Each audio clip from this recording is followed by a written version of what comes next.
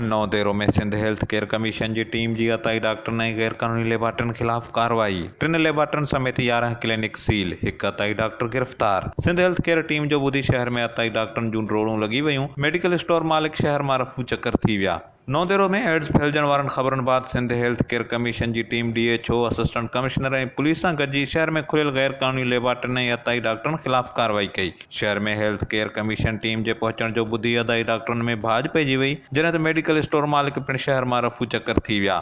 ॿिए पासे Sindh health care commission team शहर जे station road, Eidgah, post office road समेत 2 हंधनि ते छापा हणी 3 गैर कानूनी लेबार्टनि समेत 11 क्लिनिकनि खे सील करे 1 अताई डॉक्टर खे गिरफ़्तार करे वरितो। जनत शहरिन वकार कुंभर, सईद मीरानी, मज़हर अली शाह ऐं ॿिन Kaavish digital media reporting team सां ॻाल्हाईंदे चयो त सिंध हेल्थ केयर कमीशन पारां शहर में अताई डॉक्टरनि ऐं गैर कानूनी लेबार्टनि ख़िलाफ़ कयल कार्रवाई साराह जोॻो अमल आहे। हुननि मुतालबो कंदे चयो त इन क़िस्म जे कार्रवाई खे सिर्फ़ 1 ॾींहं लाइ महदूद न कयो वञे, पर इंसानी सिहत सां खेॾंदड़ अंसरनि ख़िलाफ़ मुस्तक़िल बुनियादनि ते कार्रवाई करे इंसानी ज़िंदगियूं बचायूं वञनि। Tariq Kumbhar, Kawish digital media reporting team, नओं देरो।